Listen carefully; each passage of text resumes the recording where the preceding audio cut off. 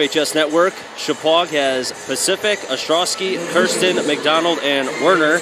And for Windsor Locks, Monroe, Smith, Courtney, Alisani, and Hinckley. They're starting five, the officials for tonight's game. Andrew Brum, Peter Vitale, and Kristen Sarantopoulos. And I know, Steve, you've worked with a couple of these Zebras, so I know you know a thing or two about their style of way of calling the games. Yeah, IVO has a one interpretation, one rule. You try to incorporate that throughout the entire season, and you certainly try to do that today. You try to be on the same page, and quite honestly, when you're wearing the uniform of not the teams, you actually want to be the best team on the court because the players deserve that effort out of you. Opening tip, just able. No, it's not going to be saved out of bounds, and it's going to go back over what looks like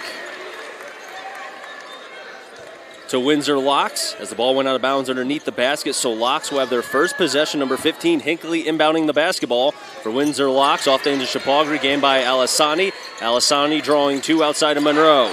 Monroe to Evan Courtney. Now Monroe as Windsor Locks will go left to right on your screen. Austin Smith, known as the quarterback of this team, wears number 3. Monroe. Outside. Locks is moving. Long range 3. Foul, then good. Count it. A possible 4-point play for Windsor Locks. Shepaug sat in the zone, and Windsor Locks was able to maneuver the ball around and was able to find Courtney on the wing here. He makes the 3, gets fouled, and 4-point play to start things off is about as good as you can get if you're a Raider fan. Courtney at the line. 81% from the free throw line. The foul's on Werner, his first, team's first.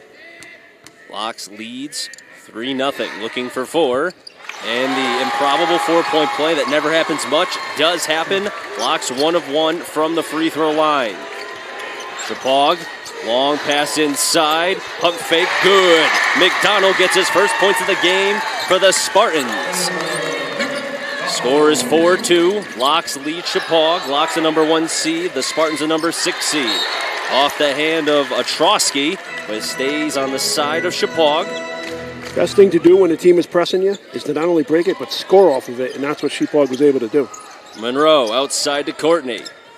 Courtney finds Smith. Smith, the top of the key to Monroe, a very talented point guard for Locks. Only a sophomore. Smith with the basketball, a senior, back to Monroe. And off the foot, they'll say left foot of Monroe. Back over to the team in blue, Shepaug. Inbounding is Werner. What a thrill for these kids. I mean, we talked about 2 teams that haven't been to a state championship in a long time. Once-in-a-lifetime opportunity. Awesome opportunity. You're right. McDonald sworn by 2, and he got the foul. First team foul on Windsor Locks. And we'll see who the foul is on. McDonald being strong early. Got the basket, breaking the press for their first points, and there went with a little pump fake, got hit. Now he goes to the free throw line, could get their first 4 points. Foul was on Alisani as the first free throw is good by McDonald.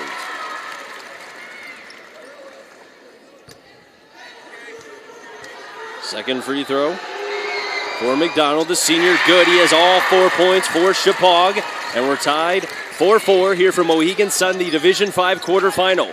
Chris Saunders alongside Steve Kirk. Monroe with Pacific guarding. Monroe from the left elbow. Smooth shot by Monroe. Averages 14 points per game, has his first 2, 6-4 Locks. Nice shot by Monroe there, Monroe just to get inside the zone and then feathered one in from 12 feet. Shepaug working the basketball around. It's taken away. Windsor Locks, the turnover by the Spartans. Here goes Locks. Courtney to Smith, number 3. 2-3 zone for Shepaug. Monroe pump fakes, drawing 2, goes outside to Courtney. Courtney retreats outside the 3-point line to Monroe. 6-4 is the score. Locks leads by 2. We were tied 4-4 for the first time in the game. 3 by Locks is no good. 1 and done off the back iron. The shot from Austin Smith. And now Shepaug in transition to Pacific, the junior. Kirsten, catch and shoot 3. Missed by Shepaug. McDonald tried to keep it alive, but there's Austin Smith. I've heard known as a big-time player for Windsor Locks. Comes away with it, but then he lost the basketball. Shepaug takes it right back. That's Werner. 3. Bang! Big sequence there. And that turnover was going to go to Smith, but it may actually go against Copes because he was trying to get his attention and he turned his head and the defender came in and flicked it away. Copes being the head coach. Monroe with a bank shot. He's got 4. It's 8-7 Locks. Steve, we've got a back-and-forth affair early on here in the Division 5 championship game. A lot of points being scored. You like that early because that means teams are just playing basketball and into the game.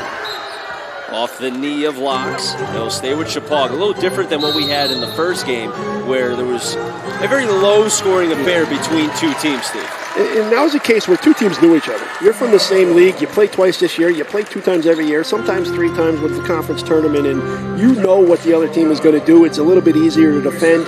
Here you've got teams that don't know each other, so the offense can maybe flow a little bit more, and that's what we've seen early.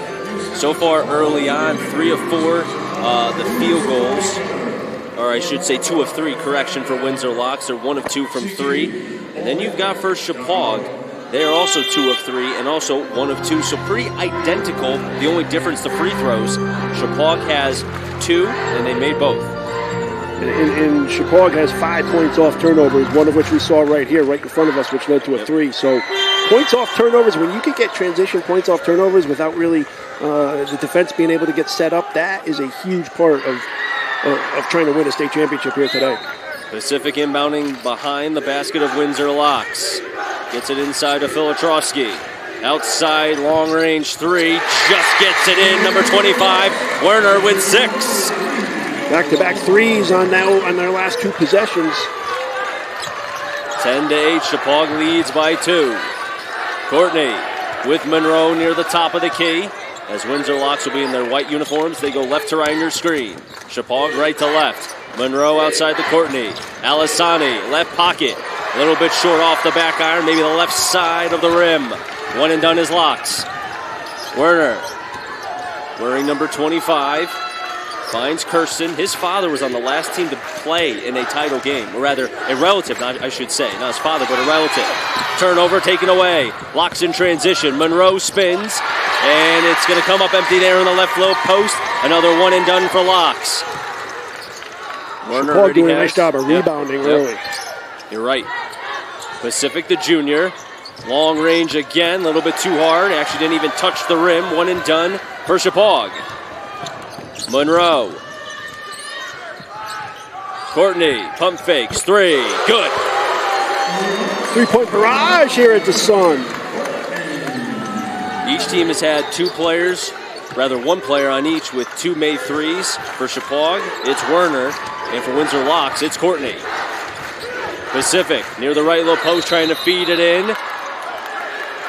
And a jump ball call. Possession stays with Shepaug. They were trying to feed it to Atrosky, but you got to like the kind of physicality from Windsor Locks trying to swarm in the paint, Steve. Yeah, they did a nice job kind of coming around the side and then getting a hand on the ball first. And the official had a great view at that to see that it was all ball as opposed to a foul. Off the hand of Monroe of Locks. Werner to Kirsten. Guarded by Courtney. Shepaug will go right to left on your screen. The fade will miss. Alisani gets the rebound for Windsor Locks. So 1 and done for Shepaug. Good job by Alisani there. Had inside position, went up strong to get the rebound.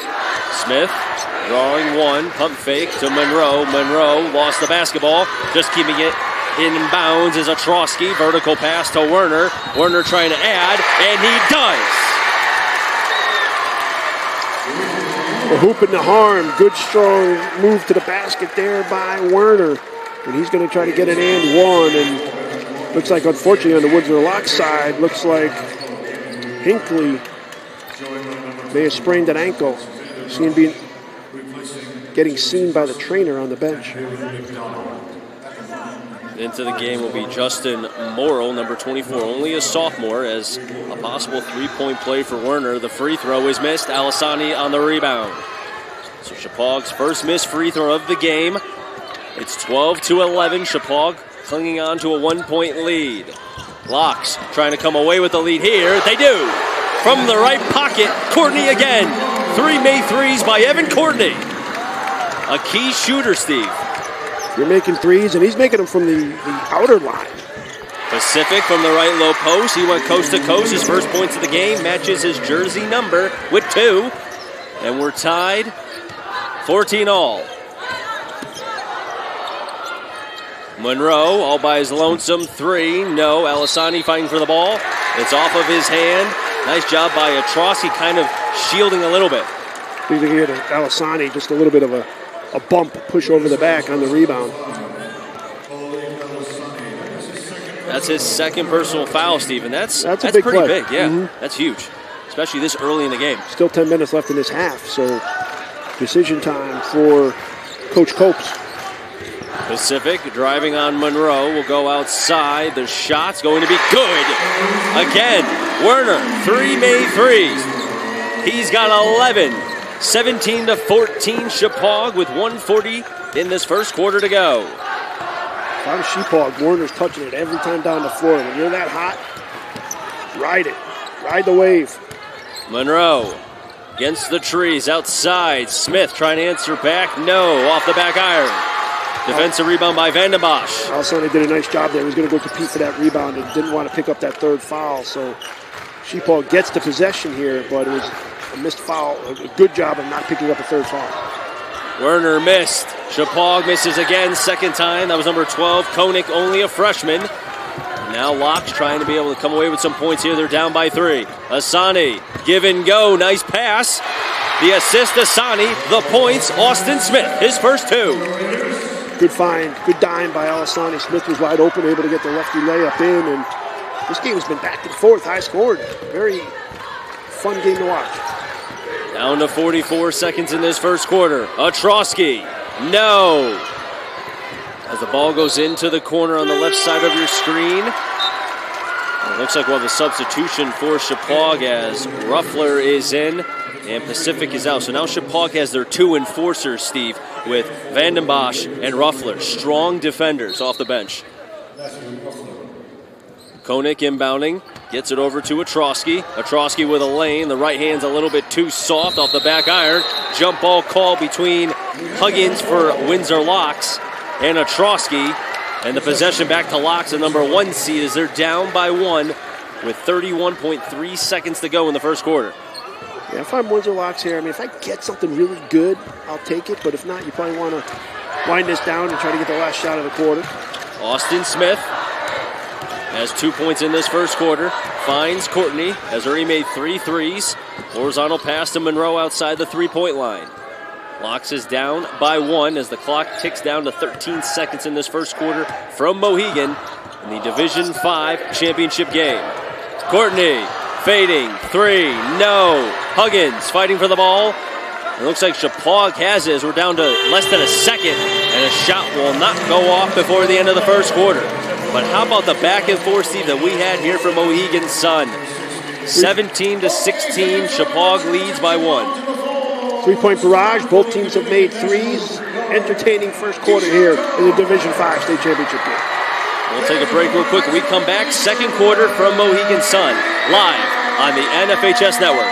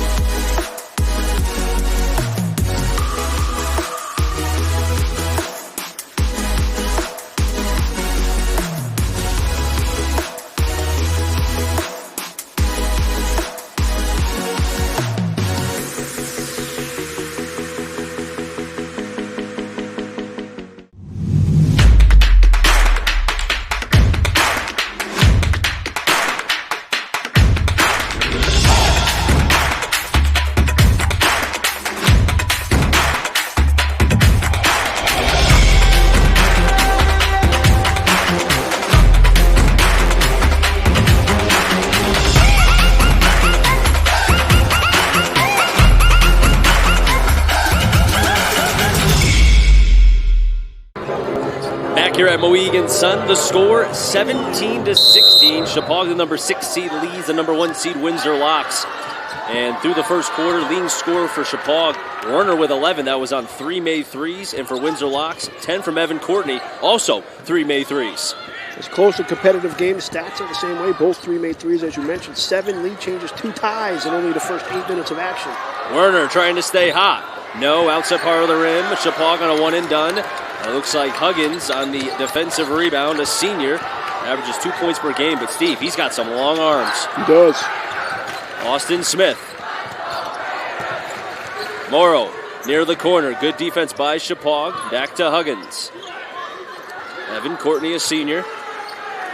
Monroe. 7:15 in this second quarter, well early. Courtney way deep, 3/4 of the court as Windsor Locks in their white uniform. Shepaug defending in their blue. Monroe, 3. No, hit the back iron. 1-and-done is Windsor Locks.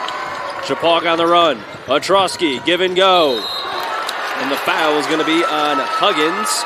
That should be his first, and that was on Vandenbosch, who, as I mentioned, Steve, the fact that he's the enforcer is pretty, I'm a little intimidated by that. But also, too, he's got some nice hair, nice flow. Well, I should say salad. We're both jealous of that. Let's be honest. 100%. I'm very jealous of that. 6:57 in the second quarter, 17-16. Nobody has scored just yet in this second quarter. This is a Windsor Locks team that scored 1,492 points. Only gave up 1176. Ostrowski drew the foul. Good strong move by Ostrowski there. He found a little seam, got to the baseline, pulled up for a jumper. Got hit, but gets rewarded with a couple free throws. Well, something to watch for, Steve. You got 14 fouls on Courtney, also 4 on Alisani. So something to watch for as this game progresses now. Ostrowski at the line, first of 2 is pure. On the flip side, Shepaug Valley's only committed 1 foul so far. Shepaug also 3 of 4 from the stripe. Trying to make it 4 of 5 here. Ostrowski, number 3, does. As I've heard from Coach Lefebvre, Ostrowski all-around game, and he's also a strong leader. He showed it early on. 3-point lead for Shepaug. 6:40 in this second quarter remaining. Chris Saunders alongside Steve Kirk. The Division V championship game for Mohegan. Monroe drawing 2. Courtney swinging around to Smith. Guarded by 2. Nice move by Smith. Goes outside to Courtney. Courtney to Monroe. Monroe wearing number 1. The point guard all-conference player. Smith driving near the post. Nice pass. And the points go to Huggins. Nice play from Austin Smith. Yeah, Huggins gets the points, but Smith made that play. Good, strong baseline move. Kind of dished it off real quickly to Huggins, who was able to convert the layup. I was told by Coach Copes Smith is going to be a future coach. That was a nice coach play right there. No doubt. Ostrowski drawing, right hand, a little bit too strong. Shepaug again, good. That looked like that was Ostrowski. Yeah, he got his own offensive rebound, put that back in. He didn't give up. He kind of knew that he missed that first one. Sometimes when you know you miss it, you got the best angle to go get the rebound because you know where it's going to come off. Smith for Windsor Locks as they're down by 3. Monroe, right hand, pure. Monroe with 6. And the lead is down to 1 for Shepaug as we're at 5:20 in this second quarter. Pacific driving. It's swatted away by Austin Smith. He said, not this time, young man. Yeah, he had great verticality there, and then at the last second was able to really get his hand on that and block that. That was just a great defensive effort. Chris Saunders alongside Steve Kirk. Now these two teams, it's been some time, rather, for Windsor Locks that they won a title. They're 1-4 in the finals. The last appearance was in 2001, in which they won. Air ball by Shepaug. McDonald there, and he got the foul on Windsor Locks. The team's 5th.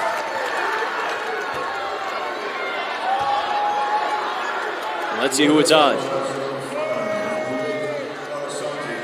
That's on number 5, Alisani. That's his 3rd. Now you really have to be wondering here as I see somebody about to come in. I would think that's going to be for Alisani. Yeah, it's got to be. I have no problem in a state championship game. Every coach has a little bit of a different philosophy. Some, too, you automatically come out he's one of your better players in the state championship game, I'm going to trust him. Just got a little unfortunate situation there where he did pick up his third, and now he's really got to sit for the rest of the half. But maybe even longer. Yeah, I'm going to start the second half with him. I got to trust him there. Warner's you're right. He picks up his fourth early. You're right. They got to play the last 5 minutes without him. Missed free throw by Shepaug as the basketball. As I couldn't save it, I apologize. I came so close. I was going to catch it till you tipped it. It was my fault. I apologize. I showed my basketball non-skills right there. Inbounding is Pacific. Yeah, right. Kirsten wearing number 10 for Shepaug. Ostrowski. Pump fake. Nice move. Off the window. Good by Ostrowski. He's got 6. Was held scoreless in the first quarter. And now Shepaug back up to a 3-point lead with under 5 to play in this second quarter. He's got a good feel for the game. Knows where he can score, where he needs to get to, and has done that effectively here in the second quarter with those 6 points. If you're wondering where Alisani is, he's on the bench for Windsor Locks. Had 3 personal fouls, and then there's Huggins as the foul was on McDonald. Speaking of fouls, his first, team's second. Huggins with a possible 3-point play as he was hit hard in the left low post.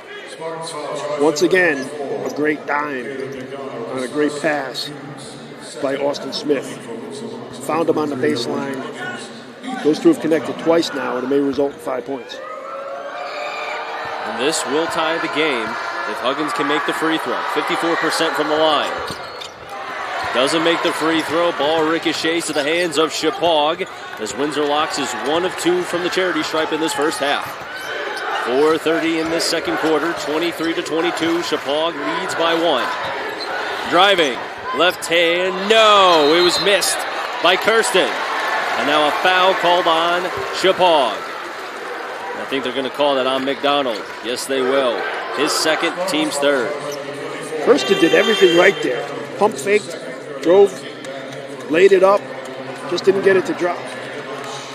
Vandenbosch is in, the enforcer. That's a smart play by Lefebvre, the head coach of Shepaug in his 10th year. Kind of sit McDonald for a second, let him cool off because you need him in a game like this.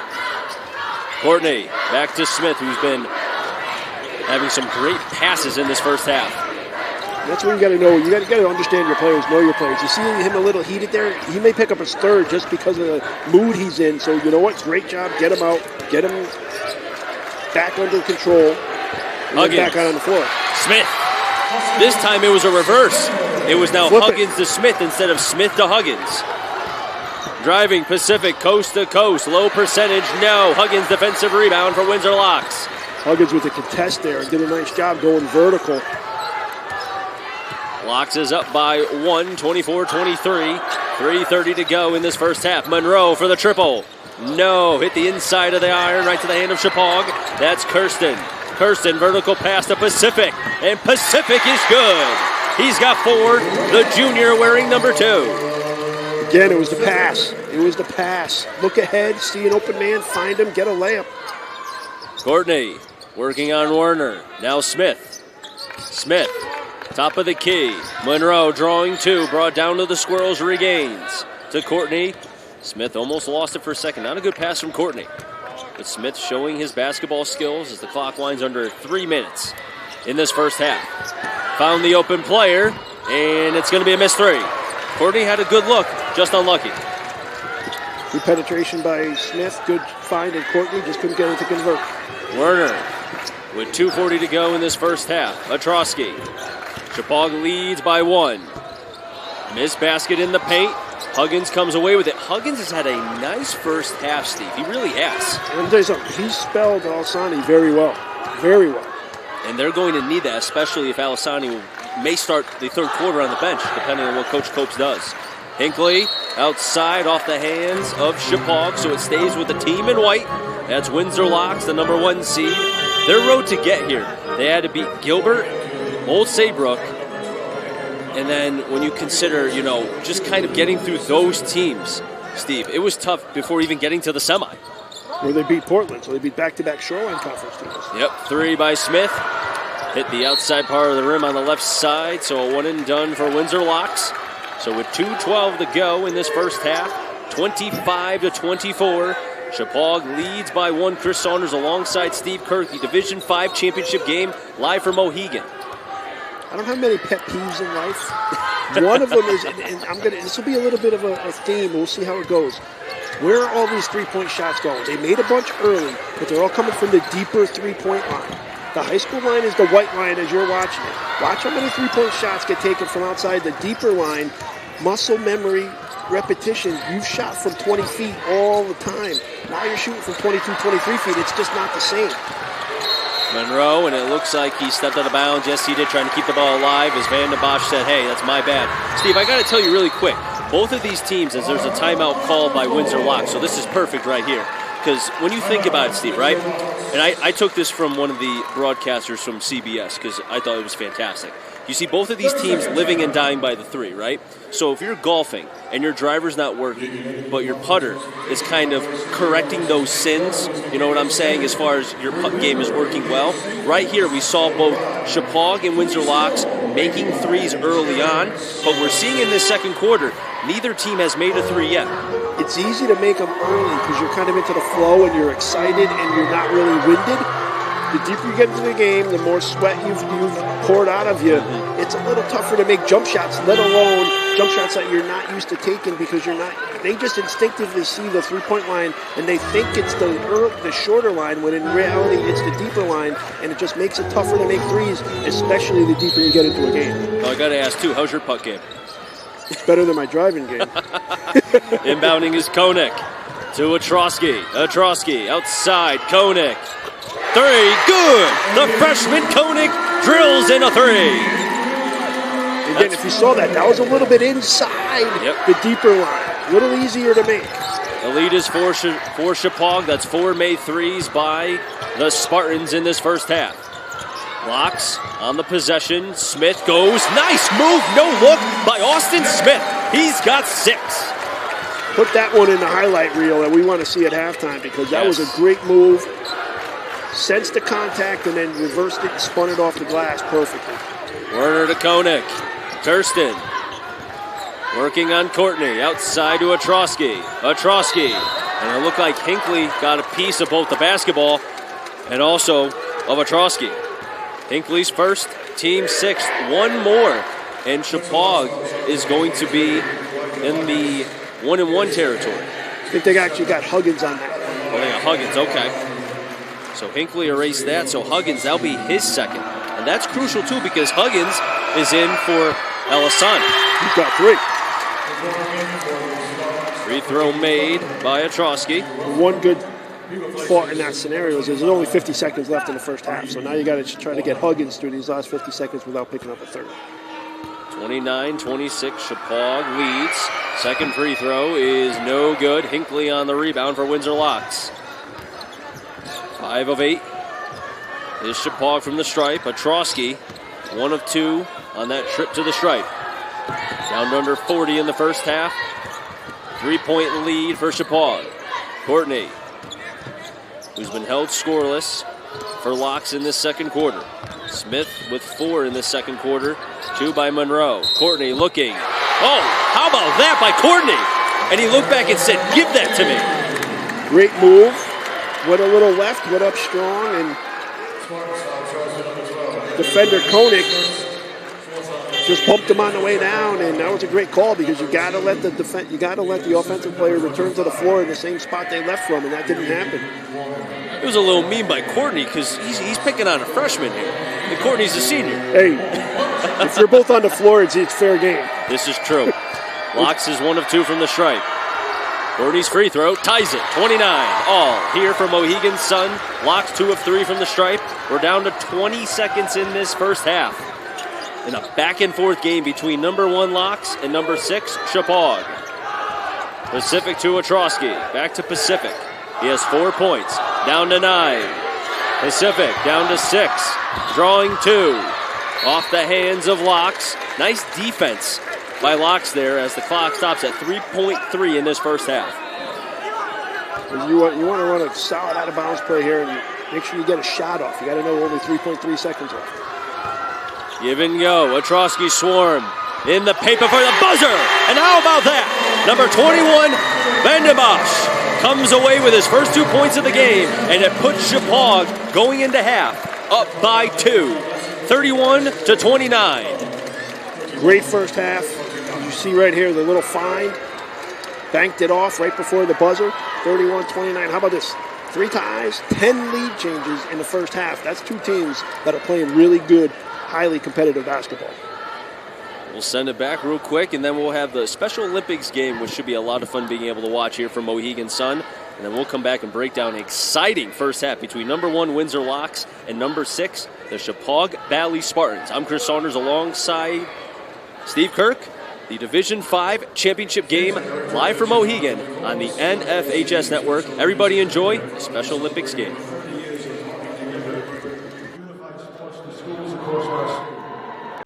Ross was great. Participate. Where does greatness start? Here, in the classroom. On the stage. In the pool. On the field. Where will your greatness take you? To better grades. To more friends. Yeah! Be great. Participate!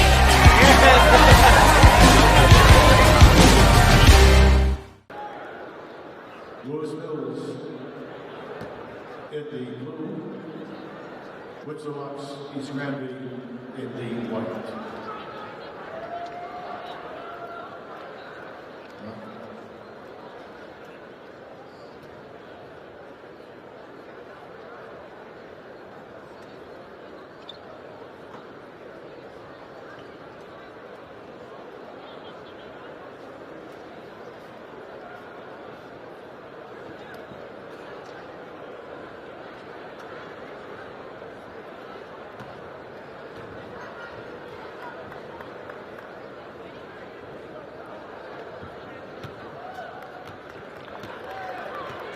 And we have Lewis Mills first with the ball. They won the tap shot put up by number 14, Julia.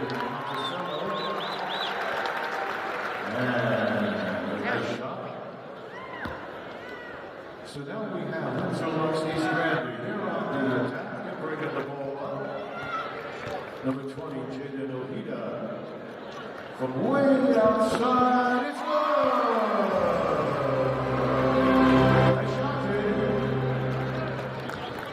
Lewis Mills bringing that ball up deliberately. Number 10 with a nice shot.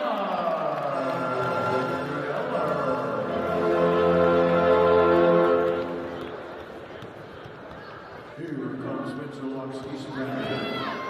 Number 30, Shepaug Davies. Rebound to Windsor Locks East Granby. Again, number 30. Shepaug Davies. He gets it again. Eyeing that basket. Here's the shot.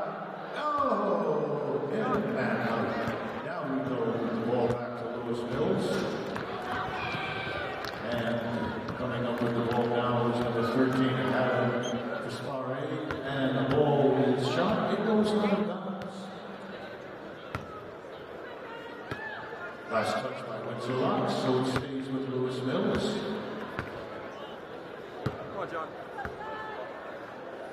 16, John King. He's king of the court. Nice shot, John. And now, Windsor Locks East Granby coming up with the ball. But it is stolen. A great defensive play by Henry Heller. And it's good. Henry, nice job. Good hustle. And here we go with Windsor Locks East Granby. Number 20, driving the basket. He's given an open shot. Oh, balls. This is Jaden Ojeda. Nice job, Jaden. And here we go. Lewis Mills. They're quick. Number 10. Misses. Gets his own rebound. Puts it up now. Rebound again.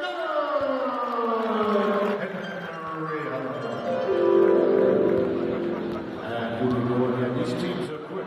And down the ball. Windsor Locks East Granby is in the white. They have the ball. Number 14 now handling it. Austin Richmond.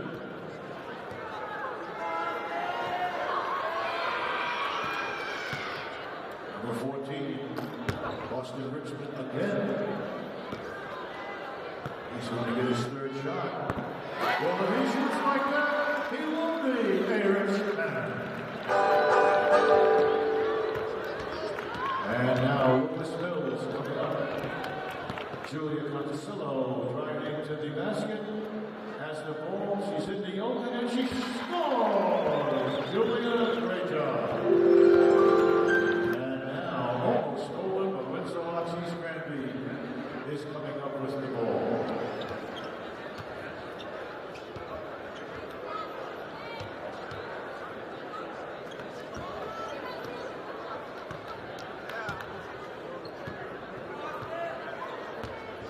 Number 14, he's been handling the ball quite a bit.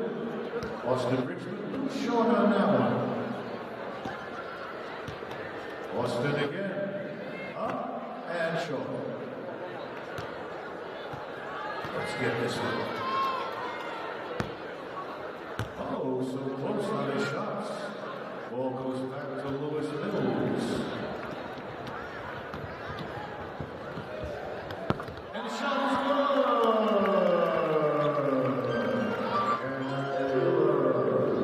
Nice shot, Henry.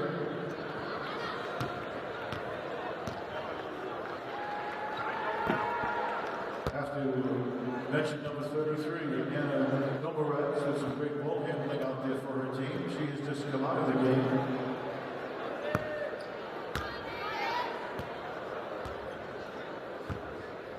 And now Lewis Mills again bringing that ball. Number 13, Adam Kaspari, passes off to Julia Conticello, and she is going to come out. So close, one more try, and the third time is the job. Way to go, Julia.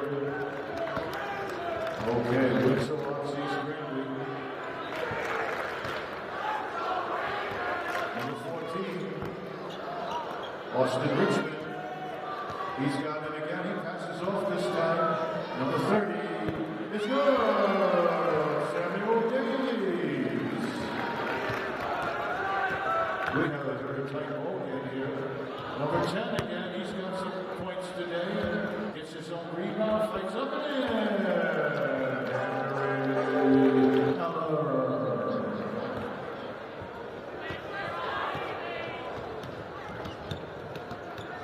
And now we have number 19, Lord Abdallah. He passes off to number 20 for the basket.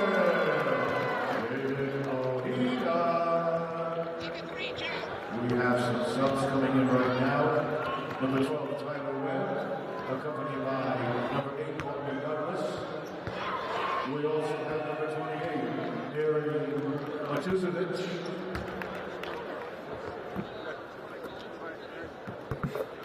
And the basket was good. Again by number 10, Henry Eller, who's been doing a nice job out there with the Bulls. Number 8 with some fancy moves. And he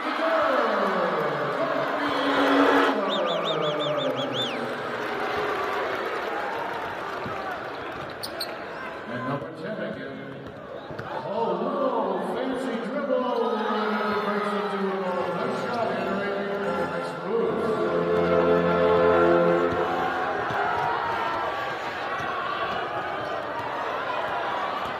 Webb with the ball. He's going to launch up a three. Just a little bit short. He gets the rebound from his teammate. This is the shot. He's got one more chance. But he passes off. He gets the ball back again. Tyler, let's get this one.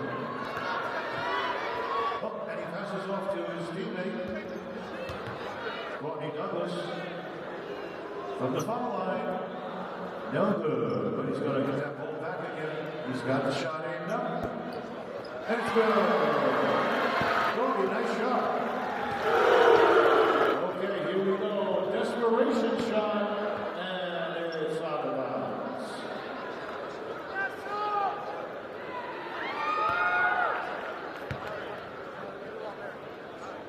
Like in game one, we're going to play down to the clock reads 3:15.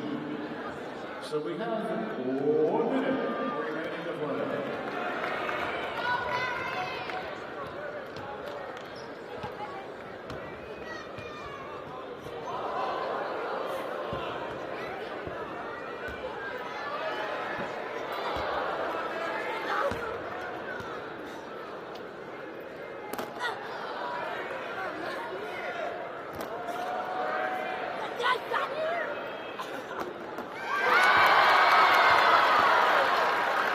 We're going to play right down to 0 in this game.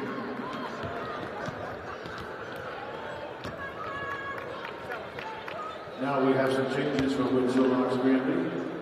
With 15, Maddie Evans. With 7, Paige Brown. With 13, Danny Clem. And we have number 10. He seems to have the ball all the time. He passes it off to his teammate. And it is just a little bit overshot. And now we have Windsor Locks Granby coming up with the ball. Tyler Webb. Behind the back. Tyler, yes! Tyler Webb. Oh, what a Webb we read. Nice shot, Tyler. Shot by number 10 again. No good. Pitches up and double every. No good. Third time is short. Nice rebounding. Henry with a nice putback. Okay, once again, we're going to go down to 0.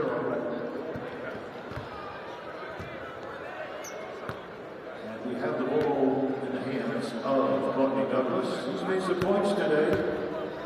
Slightly off on that one.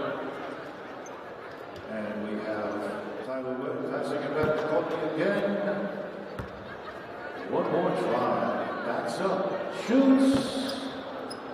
Just a little bit off to the right. And he gets it again. Nice pass from his teammate. He shoots. Same spot, not quite getting the ball in there. Now we have a long 3. No good. So, Lewis Mills is on the attack again. They're coming up pretty fast. Trying to get the bucket. We have number 16 with a shot. That was John King. John driving in. John shoots.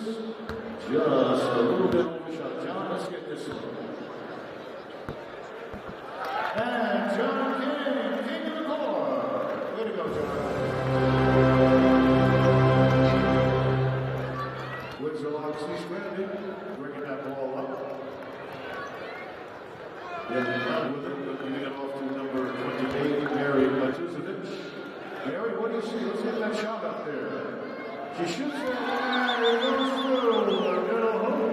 Hoop's the hoop.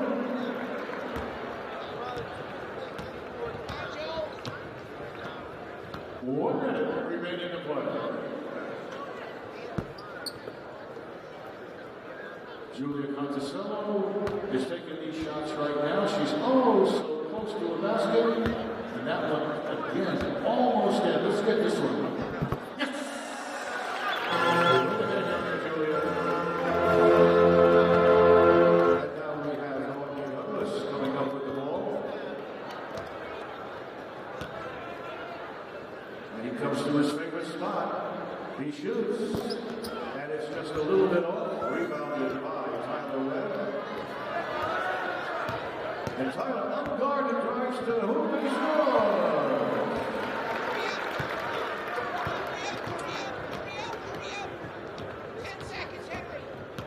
We have Mr. King again. 10, 9, 8, 7, 6, 5, 4, 3, 2, 1. Henry with the last basket. Let's have a great round of applause for the youngsters from the Lewis Mills High School and the Unified Co-op team, Windsor Locks and East Granby.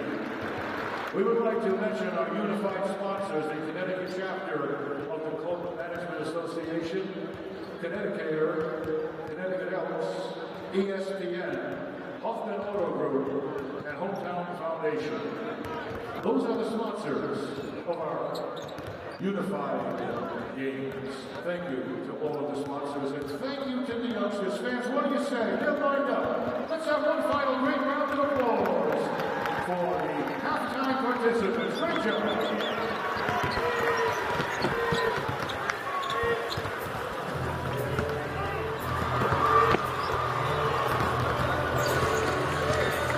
back here at Mohegan Sun in the Division 5 championship game between number 1 Windsor Locks and number 6, the Shepaug Valley Spartans. I'm Chris Saunders alongside Steve Kirk.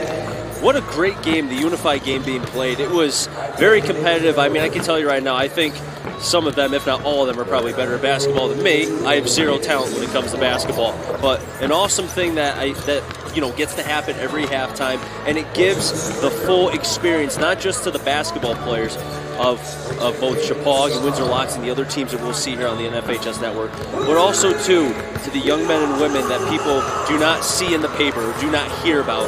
And I think that is just an awesome thing, and it's great. It really is, Steve. You see the smiles on faces after those made baskets? If that doesn't make your heart flutter, that's your problem, not ours.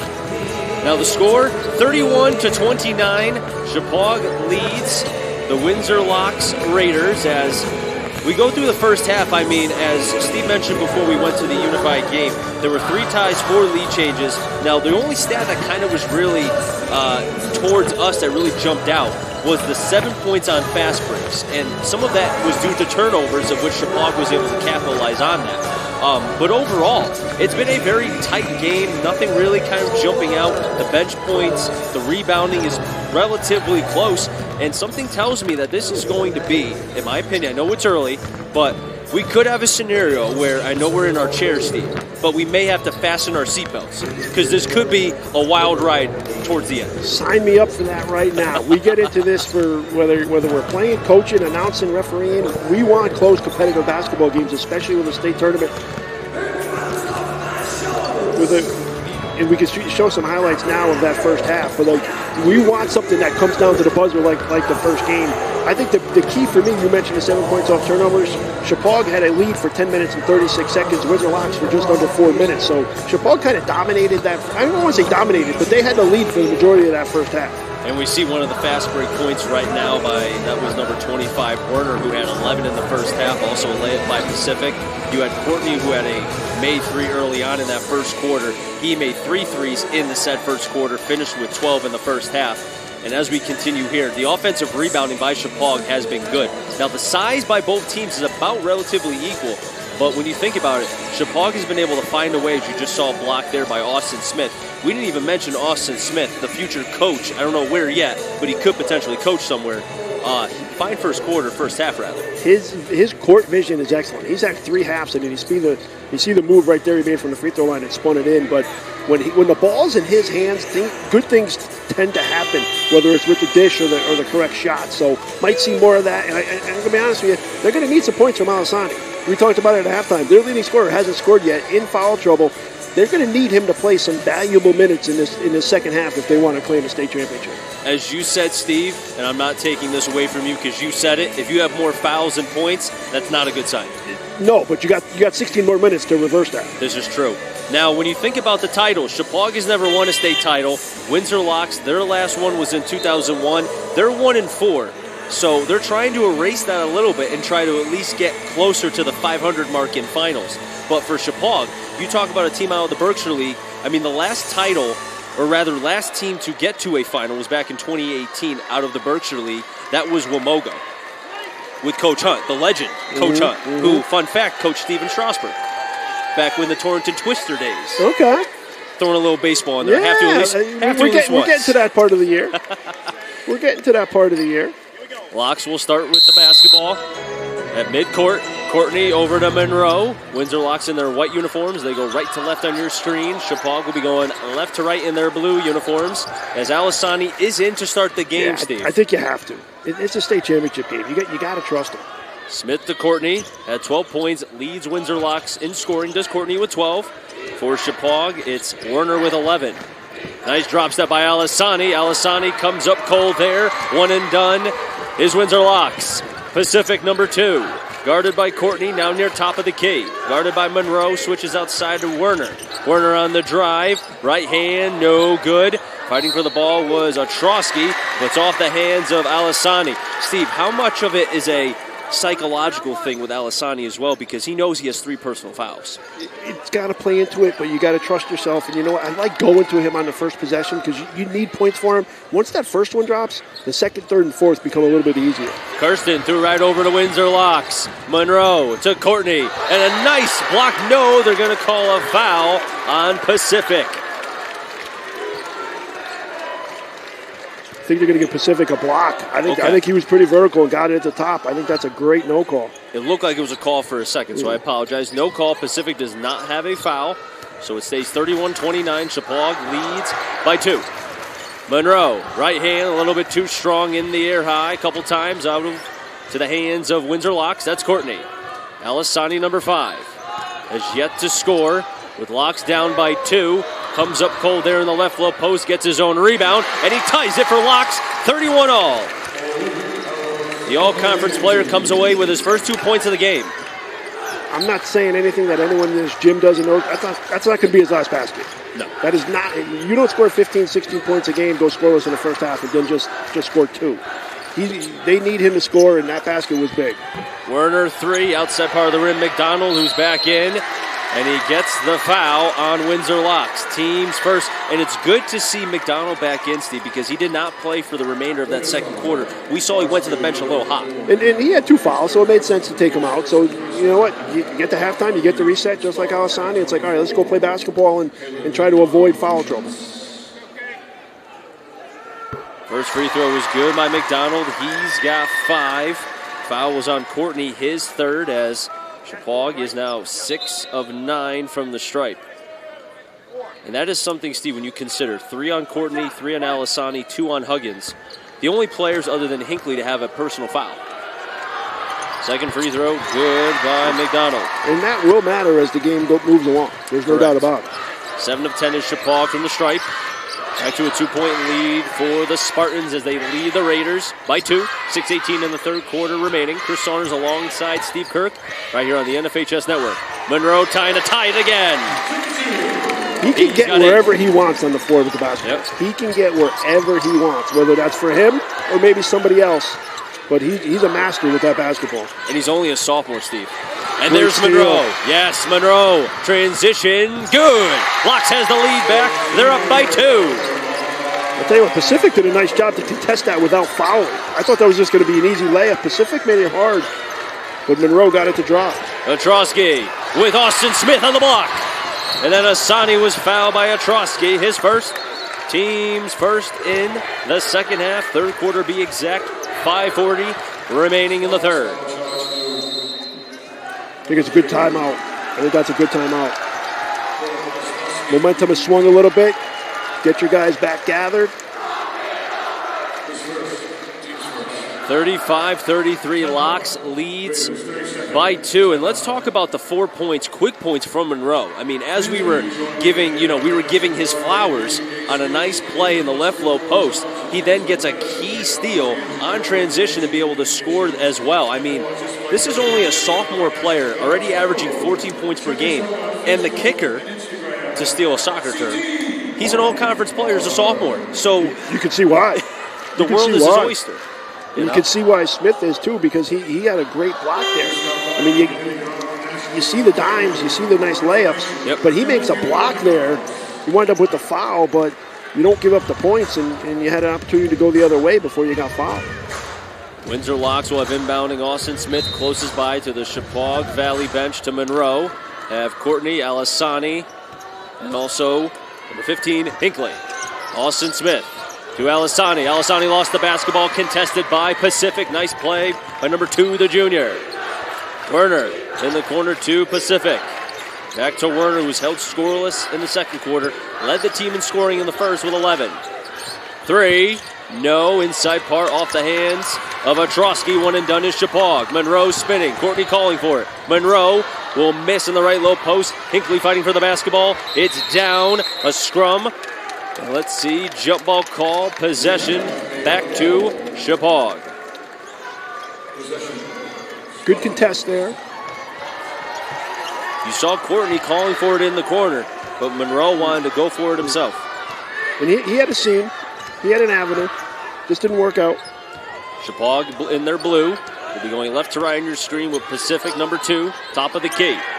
Has Kirsten to his right, gives it to said Kirsten. Back to Pacific. Shepaug working around the three-point line.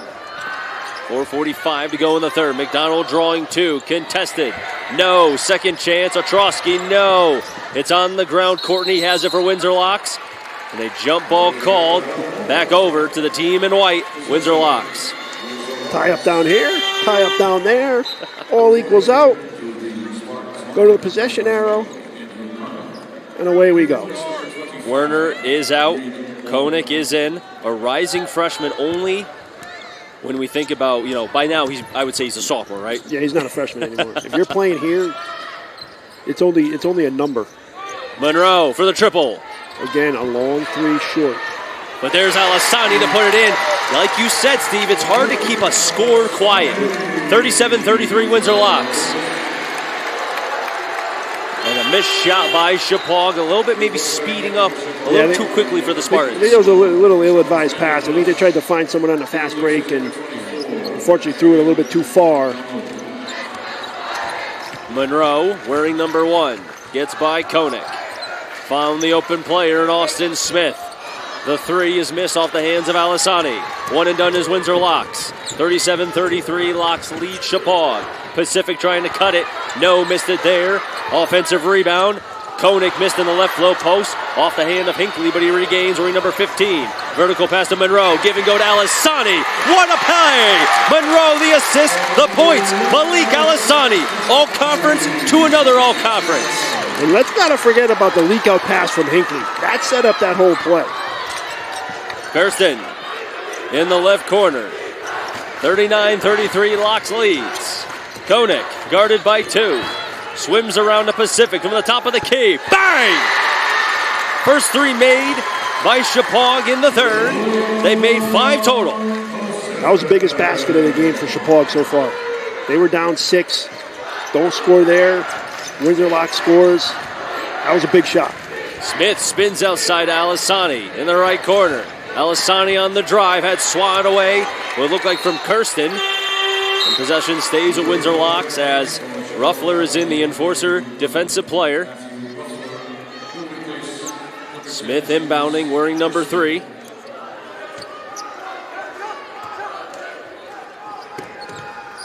One of 5 seniors for Windsor Locks, the number 1 seed in the Division V championship game. Locks' last title was in 2001. For Shepaug, they're looking for their first ever. 3, Monroe, pure! 4 made threes by Windsor Locks in the game, 42-36. Love how we kept the follow through up. That told me it was going in. He wasn't chasing it. He was knowing it was going in. Ostrowski fighting over Alessani, and he's got 9, does the senior number 3. 42-38. Locks still leads with 2:20 remaining in the third. Monroe, pass deflected off of Pacific, regained by Locks. That's Courtney. Now Monroe slowing it down there, Steve, a little. Yeah, he's in control of this offense. There's no question. 4-point lead. It's going to be a blocking foul and counted for Alessani. Team second on Shepaug. That's going to be on Ostrowski, his second. Didn't you say, Steve, and I'm going to give you some flowers. You said you can't. I'm going to give it to my wife, if that's okay. That's fine, 100%. And she's a nice lady as well. You cannot keep a score quiet for too long. No. He's heating up right now. He was going to make his impact felt, and he's done it so far. But misses a free throw there, so 2 of 4 is Windsor Locks from the stripe. Alessani with 8 points. More than he had in the entire first half. Pacific, can he do it again? No, it's a brick. Not a good shot by Pacific, but it stays with Shepaug. And the foul called in the right low post. It was on Koenig. I like the freshman's aggressiveness there. He got that rebound, it was long, and he said, I'm going to the basket. I'm going to make a basket or I'm going to get fouled. He got fouled. Foul is on Smith. His first, team second. First free throw by the freshman is good. Koenig now with 4 points. When the first one rattles in like this, a lot of time the second just tinkles the twine. Let's see. Koenig only a freshman. A rising player. 5 for Koenig. 9 of 12. The free throw is really saving Shepaug right now, Steve. When you can score with the clock stopped and you're losing, that's a good thing. The lead is 4 for Locks. 1:35 to go in the third. Monroe from the right elbow. It's too good by the sophomore. Again, he can get wherever he wants on the floor with the ball, and a lot of players can't do that. 15 by Monroe. Koenig. Ostrowski. Nice move. Goes outside. May have been intended for Van de Bosch. Koenig, no. Ostrowski, yes! 11 for number 3. The 6'1" senior from Shepaug. Shepaug's answering baskets, which is good, but ultimately they're going to need some stops. Can't trade baskets. Alisani with 8. The lead is 4 for Locks. Monroe from the left pocket. No, outside part of the rim. 1 and done. Now we have a whistle blown. Let's see what the call is on the court. The clock stops. Koenig tried to take a charge. It was a no call, and as he fell, he kind of hit his. He hit his head on the floor. We have a substitution. Number 25, Werner is back in. The sophomore with Pacific inbounding. 46.8 seconds to go in the third. 46-42. Locks leads by 4. Important possession for Shepaug right here. Ruffler to Pacific. Already 7 points. Whistle blown. That's going to be a little bit of a push on Locks. That's Monroe. His first, team's third.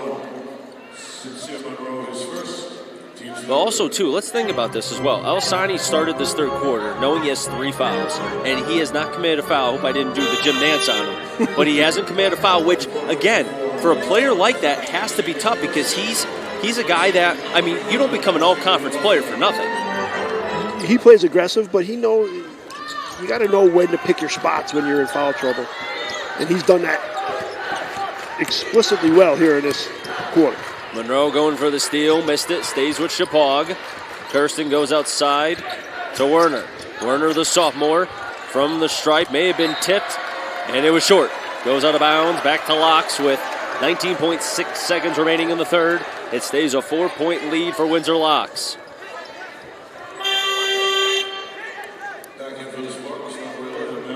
As Werner is out, back in is Ruffler.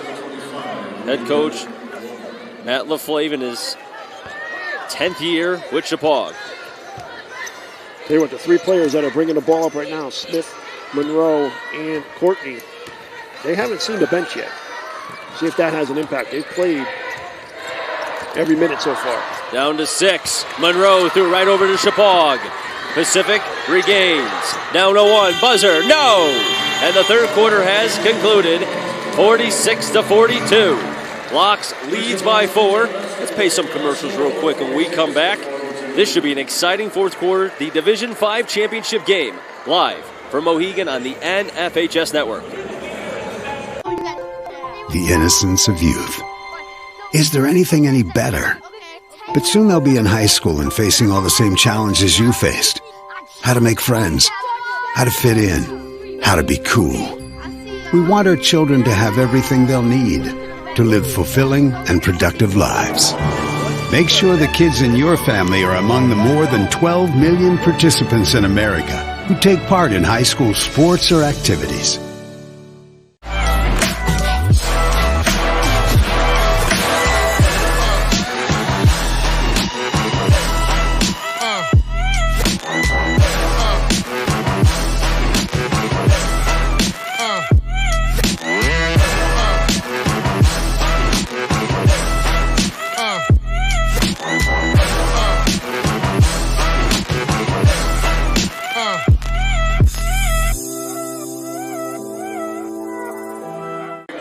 Chris Saunders alongside Steve Kirk in the Division 5 championship game live from Mohegan on the NFHS Network.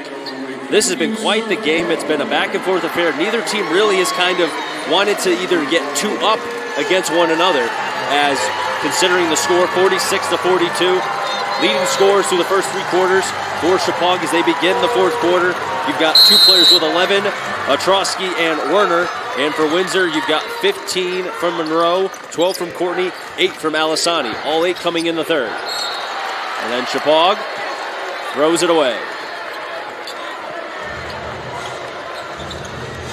Werner kind of airmailed that one, and we talked he had 11 in the first quarter. They're going to need some points from him in this fourth quarter to try to win the state championship here. Monroe outside Alisani, the all-conference player wearing number 5. Monroe back in the corner. Both teams looking for a state championship. The Windsor Locks would be their first since 2001. For Shepaug, it would be ever. A lot on the line for both teams. Courtney, Monroe's calling for it. Courtney, back to Smith. Dan Copes watching over his squad. The 6th season with Windsor Locks. Austin Smith, 50 seconds into this fourth quarter. Locks moving the basketball around. Monroe. We'll point out, this possession would not happen next year with a shot clock. Great point. Austin Smith's open, and he drains the 3. He's got 9. 49-42. Windsor Locks leads a number 1 seed. I think it's the biggest lead of the game for Windsor Locks, up to 7. Important possession here for Shepaug. Natrosky to Werner, right pocket, may have been tipped.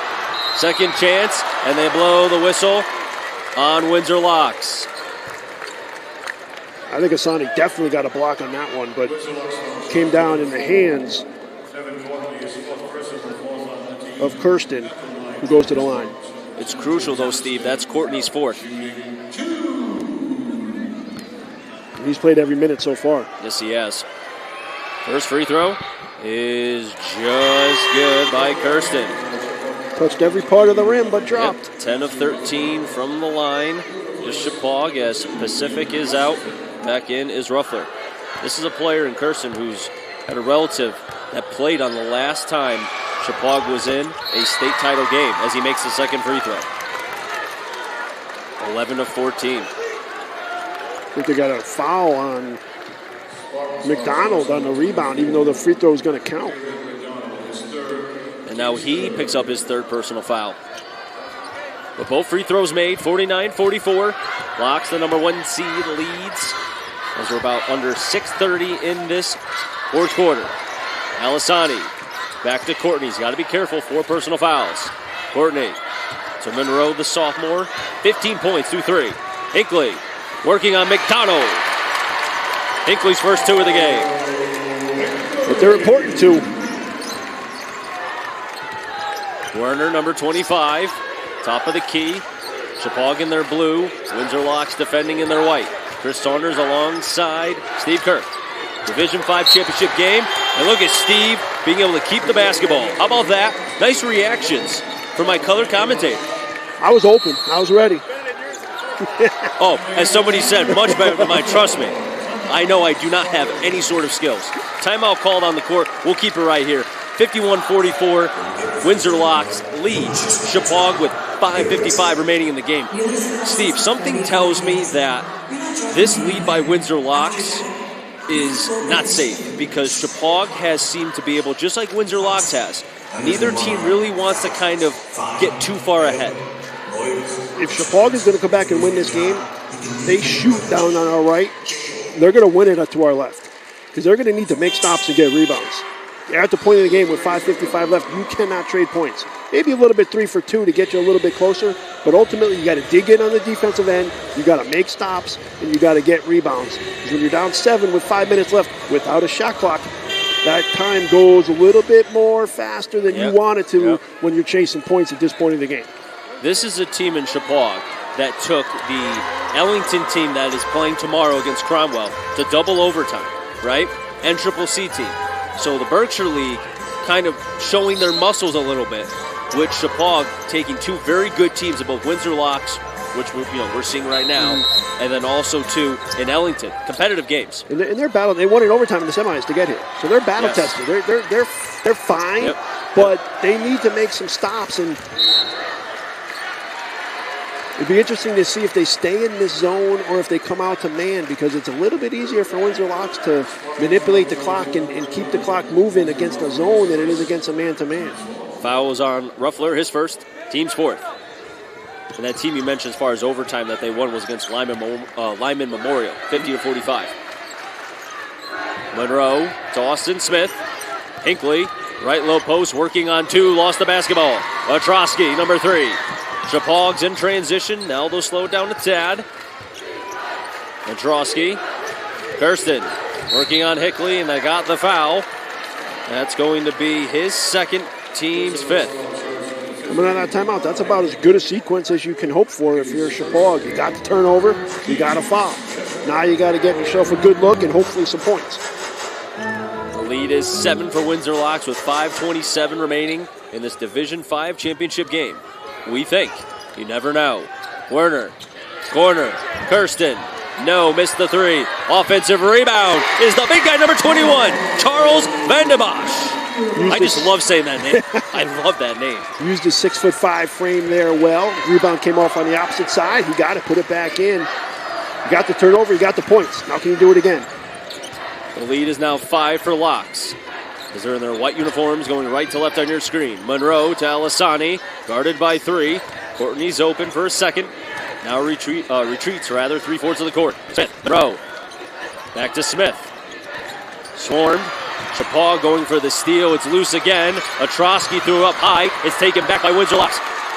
Shepaug had their hands on it for a quick second. Tried to flip a little pass, and it wound up getting away from him. Courtney, Monroe. One bounce. Hickley. And they got the foul on Vandebosch. His first, team's 5th. That was a great find by Monroe there. Not only to find him, but he gave it softly on the bounce pass. I love the bounce pass down low because it's a little bit easier to handle if you're afraid to see the pass. This is only the 5th and 6th attempts for Windsor Locks from the stripe in this game. First free throw is good by Hinckley, the junior. And he's about as good as money from the line, 89%, and you saw it there. Not ideal to only be shooting 5 and 6 now, but if I'm Coach Copes and I got a 6-point lead, I'll take that every single time. Second free throw, good. Nothing but the net. Smooth. 4 points for Hinckley. Smooth. Yep. 53-46. Windsor Locks Raiders, they lead. 4:20 to go in the game. Ostrowski off the window. Strong from the 6'1" senior. He's got 13. 50-48. Shepaug fighting. Alisani drawing 2. Back outside to Courtney. Courtney pump fakes to Monroe. Under 4 minutes remaining in the game. Division 5 championship here live from Mohegan. Smith, Hinckley, and they got the foul again on Vandebosch. His second, team 6th.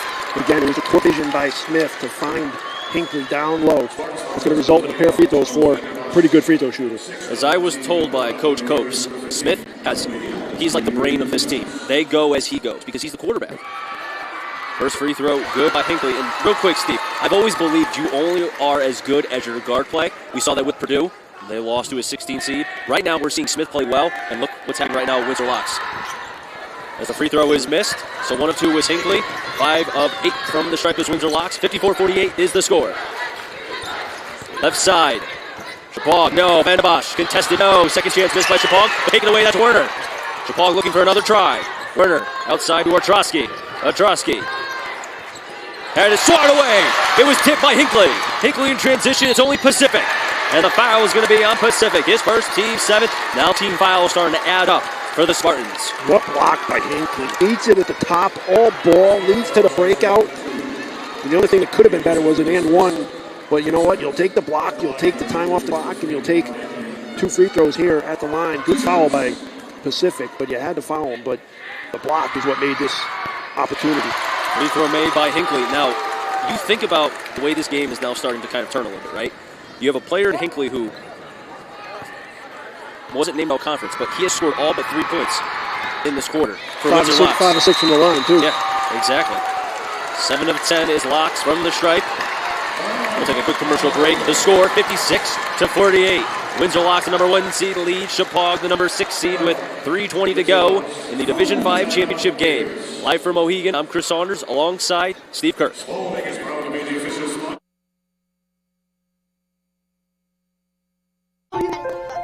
The innocence of youth.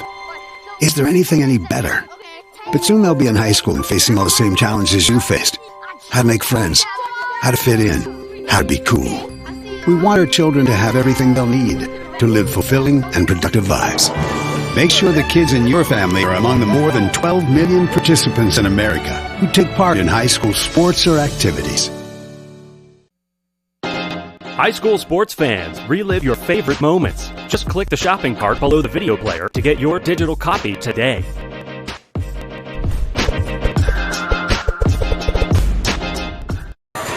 Back here for the Division 5 championship game. Number 15, Hinckley, the junior for Windsor Locks. When you think about what he has done in this fourth quarter alone, did not score in the entire game, but he has scored all but 3 of the points for Windsor Locks, and that is crucial in a game this close. 56-48, Locks leads the number 6 seed, Shepaug.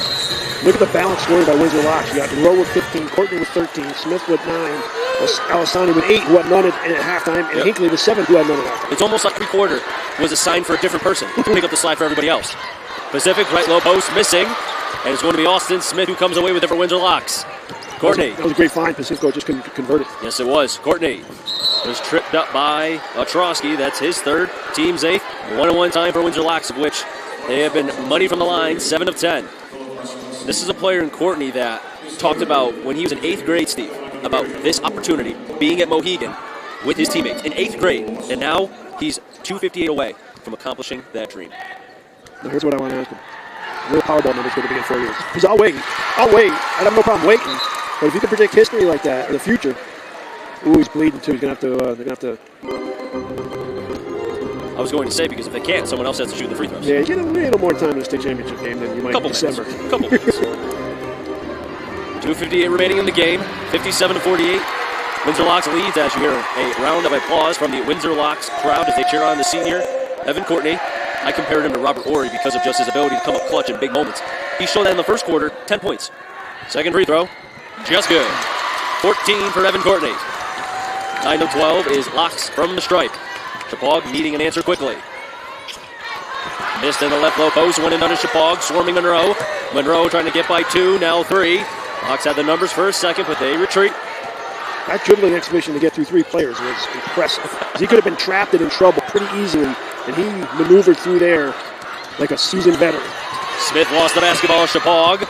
Pacific, the assist winner, the points Pacific. He's got 9. And now the lead is down to 8 for Windsor Locks as they swarm Windsor Locks, and it's back over to Shepaug. We saw the press a little bit on the last 2 attempts on Locks. You have to. It's only 2:17 left and you're down 8.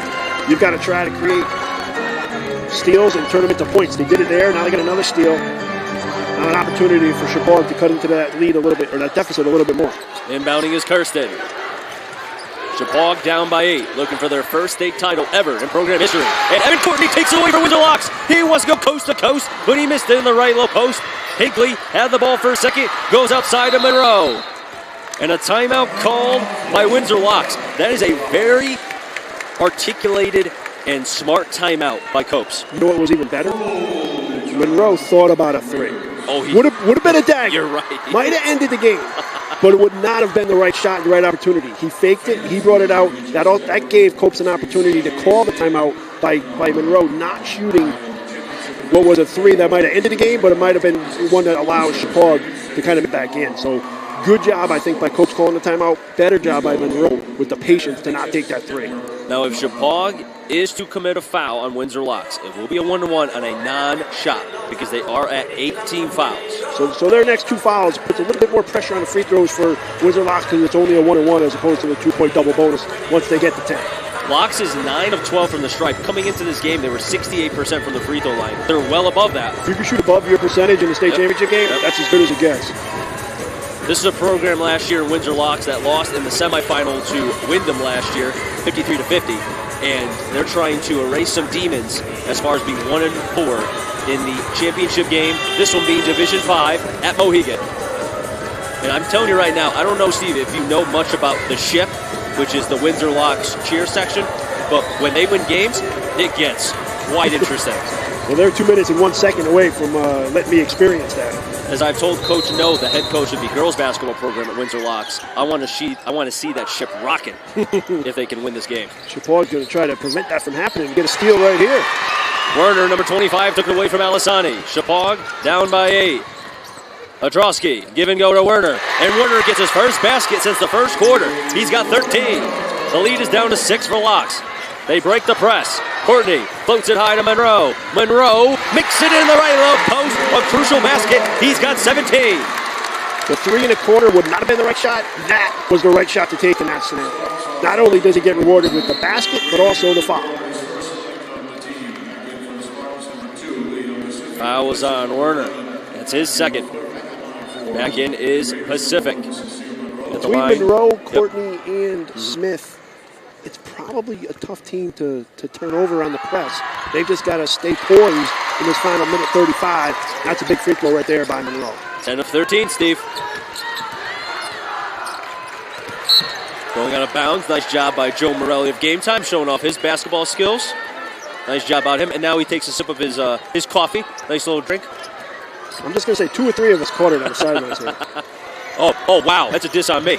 I just got that now. Atrosky puts it in the left low post. He's got 15. And a blocking foul called on Koenig. His second, team's 10th. I actually like that try by Koenig there to, if you're going to commit a foul, give yourself a chance to maybe pick up the charge. If you're just kind of reaching in, you're just putting them on the free throw line hoping they miss. That right there wasn't an awful decision to try to take the charge. He moved, it was a block, but it wasn't an awful decision. All Windsor Locks has to do is make their free throws, and they're 1 minute and 17 away from a state title. Sometimes easier said than done. They've made a lot today. They feel comfortable, though. They look comfortable. When they shoot it, it looks like it's going to go in, and that's more than half the battle. Well, it's funny that you say that because I mentioned that to Coach Copes, and I said, these kids look so just not nervous. They look very like this was just another game. And we're seeing how it's playing out right now. If you're a coach, that's what you want them to think. 100%. Werner. 3. No good. Alisani on the rebound, but then he lost it. Whistle blown on Shepaug. And a foul again on the Spartans. That's on 25, Werner, his third. And with 1:09 remaining in the game, 63-54 is the score. Locks leads. All they have to do is make their free throws, and they'll be getting their second title in program history. And as we mentioned before, racing some of the Demons, being 1-4 in the final game. As we have an officials timeout. Well, let's just look at kind of just how this fourth quarter has gone. I mean, if you think about it, Steve, there's only been 3 made baskets by Windsor Locks in this fourth quarter. The rest of their points have come from the free line. That's how you put a game away. You make free throws. They are 11 of 11. Should be in 11 this fourth quarter. Or did Hinkley miss one in the third quarter? Well, I'm saying as far as, hold on. In the fourth quarter, they shot 11 free throws. They made all 11. Okay. So Hinkley's miss came in the third quarter. Correct. But the point is, though, they can't get better than that. Exactly. They're called free throws for a reason. Yep. You got to make them. Yep. And they're doing that. Mm-hmm. Sometimes in games like this, that really is the determining factor in a game. What about this young man here? We said that for Windsor Locks to win, he was going to need a big second half. Misses a free throw there because we just jinxed him because we talked about 11 for 11. But he's got more points and rebounds than fouls this half, and that's a big reason why Windsor Locks is 69 seconds away from a state championship. Second free throw, good. And he hasn't committed a foul either. 13 of 18 is Locks from the line. Pacific. Werner, 3. Fauzi shot, no good. Putback made by Koenig. He's got 7. Down to 57 seconds remaining in the game. Monroe swarmed in the corner. Good timeout. Good timeout. They were possibly going to turn it over. They were possibly in danger of a 10-second violation. So Coach Copes right there just took his team out of a little bit of a tricky situation. The Windsor Locks Raiders, 17-3 in the regular season, 20-3 overall. This is a program that has been thinking about this for many, many years. As we mentioned, 1-4 in a final, have not won a final game since their last appearance back in 2001, and that was against East Granby in the Class S at the time. And look at their losses. You know you're a good team when your losses are close and competitive. 54-52 to Canton, 55-42. That was a little bit of a big discrepancy with Suffield. And then the regular season finale, 61-55 to Suffield. So Suffield beat this team twice, but those are close competitive games. Must have lost in their conference tournament, but have rebounded with 3 straight wins and looking for another one here to cap off a 22-4 state championship season. Back on the court is both Shepaug and Windsor Locks. Shepaug in their blue uniforms, Windsor Locks in their whites. Inbounding will be Hingley. The Division V championship game is 51 seconds away from being a conclusion, and we'll find out who the victor will be. Foul called on Werner. That's his 4th. Courtney at the line for 2. 49 seconds remaining in the game. And as we mentioned before, just got to make your free throws.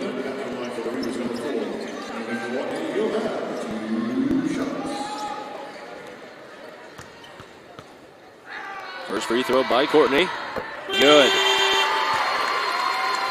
So they were 11-11, 12-13, and they're now 14-15 in the free throw line in the 4th quarter. That wins you games. That wins you games. All of Courtney's points coming in from the stripe. In the 4th, misses a free throw there, so 14 of 20. Still very good for the Locks. 65-56. Shepaug's got to get a shot off quickly. Nice move by Ostrowski. And a quick timeout called by Shepaug as it stops with 38.4 remaining in the game. 65-58. The number 1 seed Locks leads number 6, Shepaug. Got the quick basket, got the timeout. 17 by the senior number 3, Ostrowski. And this is also, too, when you think about Shepaug, this is a program that, while they will be losing Ostrowski, McDonald, and then obviously the 2 enforcers off the bench with Ruffler and Vandenbosch, I mean, they do return back a lot of talent. And, you know, you can only think about what the Berkshire League will look like next year because we know Amogo is always competitive. I know Nanawag with Coach Fitzpatrick, he's doing his thing after coming over from Chase when Chase closed. The Berkshire League kind of gets a bad rap, I feel like, from the state in general because of maybe the style of play and such. But I can tell you, Shepaug has every reason to be here. And I think the Berkshire League is showing that they're a little bit better than some people thought. And if you get 2 teams exactly, to here, exactly. There's only 10 playing this weekend, and you got 2 of them?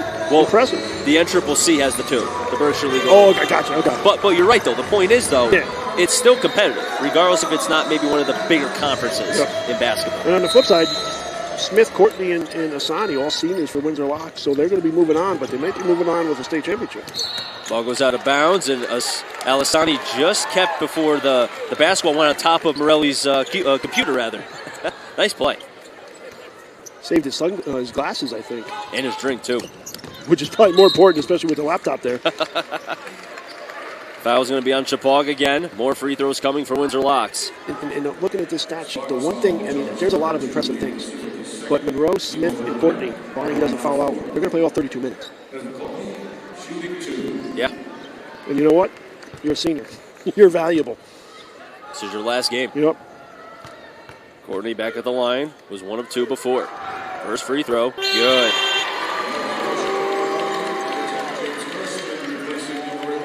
Courtney in this 4th quarter. 4 of 8 from the stripe.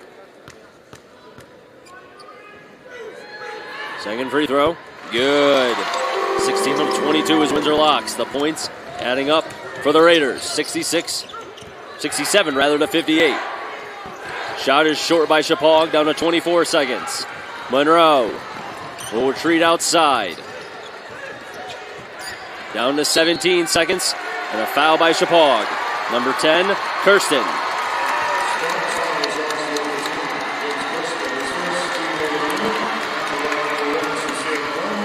At the line is Monroe. As you mentioned, Steve, one of 3 that played this entire game. He's 8 of 18 from the field. He's made a 3. 3 for 3 on the line coming into this one. 3 assists.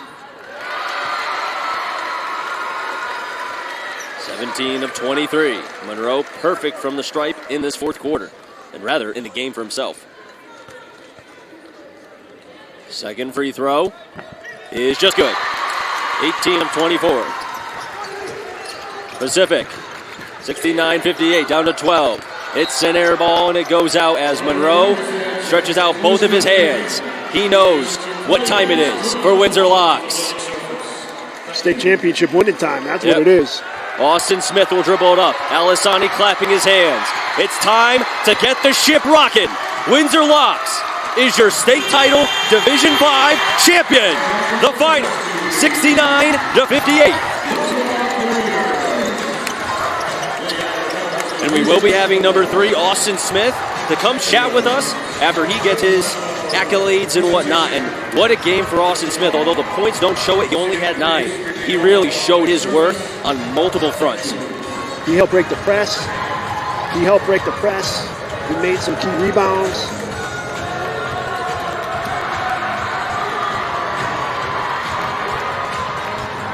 You see Windsor Locks celebrating. Their student section to our left, the media in front of them. Keep it right here on the NFHS Network. We got 3 more games for you. We'll bring the post-game ceremony today and then a player interview after Windsor Locks gets their state championship medals. Again, Monroe, Smith, and Courtney play all 32 minutes. Plays 26. Alisani plays 20 after missing that second quarter in foul trouble. With 3 especially. He didn't commit 1 foul the remainder as well. And here's where you know you got a good team. Because we talked about it where they needed Alisani to play well in the second half to win. And there's no question he did. He had no points. 3 fouls in the first half. Winds up with 9, 7 rebounds, 3 assists. That's a great second half effort from Alisani in a big spot. And that's a way to cap off your career.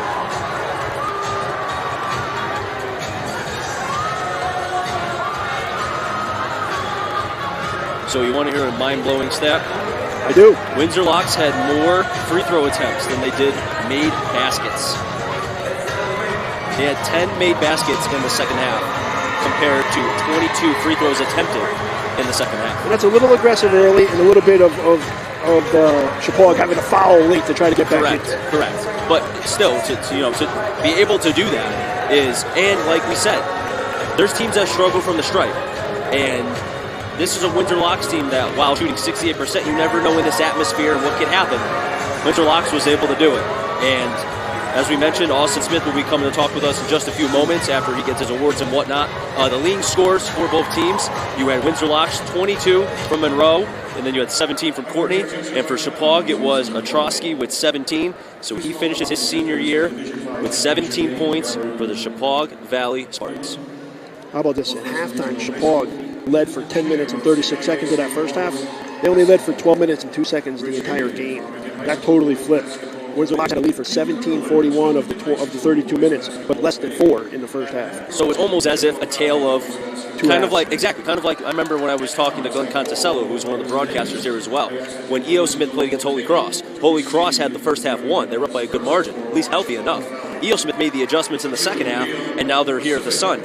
Kind of same thing applies here, whereas Shepaug had the lead in the first half, still close, but then the adjustments by Windsor Locks and just being able to make some plays late, and they're victorious. Games are 32 minutes for a reason. Exactly.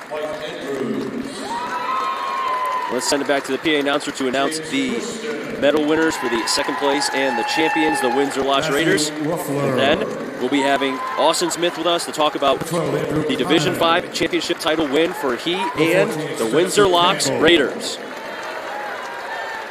The 15, Cade Suvic. Number 20, Jared Franklin. Number 21, Charles Vanderbosch. Number 23, Alex Ostrowski. Number 24, Kaylin McDonald. Number 25, Reed Warner. And Hagen Civic. And now, the head coach for the Spartans to accept the runner-up plaque, Matthew LaFay. Ladies and gentlemen, the Shepaug Valley Spartans.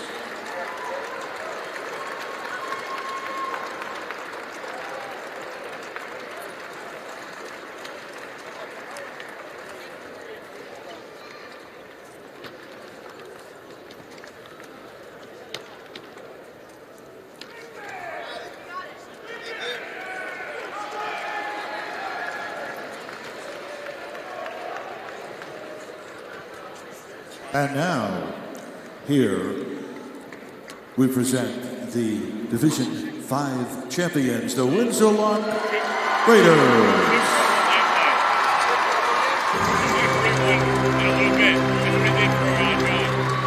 Number 1, Sincere Monroe.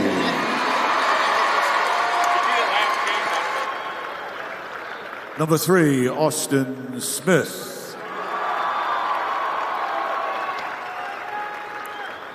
Number 4, Evan Courtney.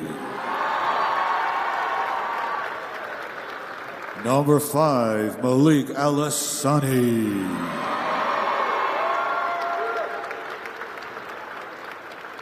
Number 10, Jack Grosso. Number 11, Jamari Murrell.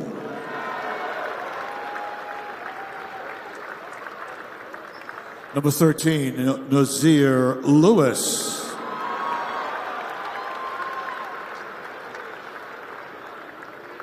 Number 14, Dante Davis. Number 15, Kyle Hinckley.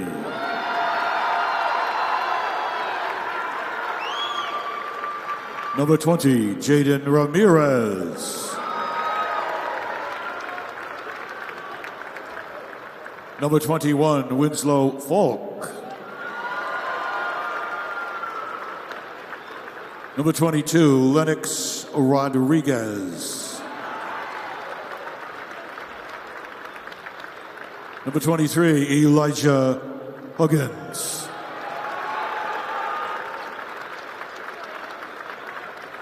Number 24, Justin Morals. Number 31, Dennis DeChico. And accepting the championship plaque, the head coach for the Raiders, Dan Coates.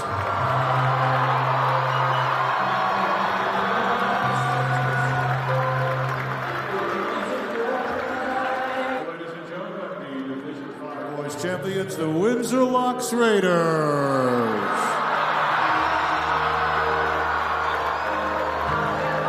Like I said, it was a little iffy for me in the beginning to get back to doing this again. I'm not used to doing it.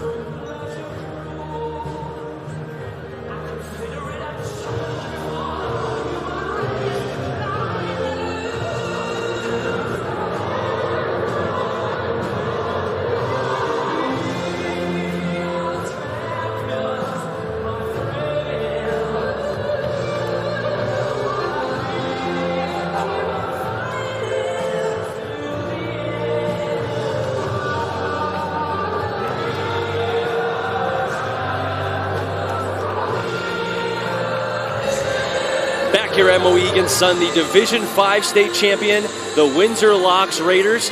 And I'm pleased to have on, as he just has to get his headset on and make sure he takes a nice seat, is I call him the quarterback of the Windsor Raiders. And it's going to be Austin Smith wearing number 3. Finished the day with 9 points, as you see the replays right now for the Windsor Locks.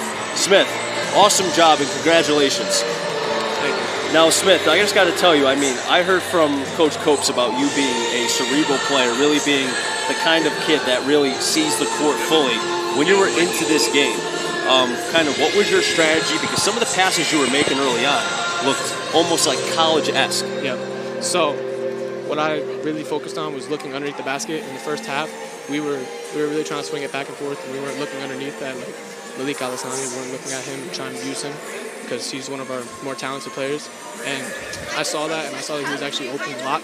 And once we got it there, we were getting easy points, easy and ones. We were getting people in foul trouble. Yeah, it was great. You mentioned Alisani. He had no points, 3 fouls in the first half. Yep. He was in trouble. He had 9 points, stayed out of foul trouble. How important was he in the second half to lead you to this victory? So when we were in the locker room, I was telling him that we got to keep our head up because whenever we go down, and we never actually get anything out of it. So once I told him that, and he actually understood it, he came back out in the second half, and he had a great second half. You guys only led for 4 minutes of the first half. You wound up leading for 17 minutes in the game. What adjustments did you make at halftime? Because you were down 2, maybe not playing your best ball, but you played well in the second half. What type of second half adjustments did you make that led to your winning? So we focused on staying on shooters. In our 3-2 zone, we're letting them get too many shots, and we also were not crashing the boards. And on offense, like I said, we weren't looking down low for the bigs, and we weren't using our dribble to attack the zone. For 2-3 zone, we were kind of passing back and forth the top 3 guards, and as soon as we started attacking, it was a totally different game. First state title since, I think, 2001. What does it mean to this group and that locker room and maybe the community as a whole? So much. Hopefully it'll change the community. Hopefully the youth will change how they view basketball, because this is usually a baseball town, so hopefully it'll change. You know, Austin, I just have to tell you again, Steve and I really love how you played the game, and your future is bright, whatever you end up doing. I hope you get into coaching, because I mentioned it so many times. Yes, sir. I just have to ask you really quick. I mean, I always love to ask players, when does it hit you as far as, okay, this game is ours, we just have to make sure we execute, which you guys did. I mean, in the second half, you had more free throws than you did baskets made in that second half, and you guys came up clutch. Just talk to me about, when did it hit you that the state championship was going to be yours? Honestly, it still hasn't hit, but the realization I had during like the halfway through third quarter when we got the lead, I realized that that everyone is supporting us and we're out here to win. Like, we actually have a chance. At halftime, like, it was kind of up in the air, but then as soon as we got some steals, we started getting fast breaks. It was a totally different game. Austin Smith, our player of the game. Austin, congratulations. Well deserving. I hope it hits you. It probably will once you take off the headsets. Yeah, probably. Go enjoy that locker room celebration. Thank you. That was Austin Smith, ladies and gentlemen, the senior for the Windsor Locks, state champions in Division 5. And Steve, it was a lot of fun being able to do the game with you tonight. And I look forward to being able to do one more tomorrow. Pleasure. We got one. As always. We'll wrap it up here from Mohegan. Our next game is going to be Glenn Conticello and Steve Kirk, the Class S state championship game between number 16 Kobe and number 10 Northwest Catholic. The final 69-58 here in the Division 5 championship game. The winner, the Windsor Locks Raiders. So make sure you catch the next game following right here on the NFHS Network. For Steve Kirk, I'm Chris Saunders. So long, everybody.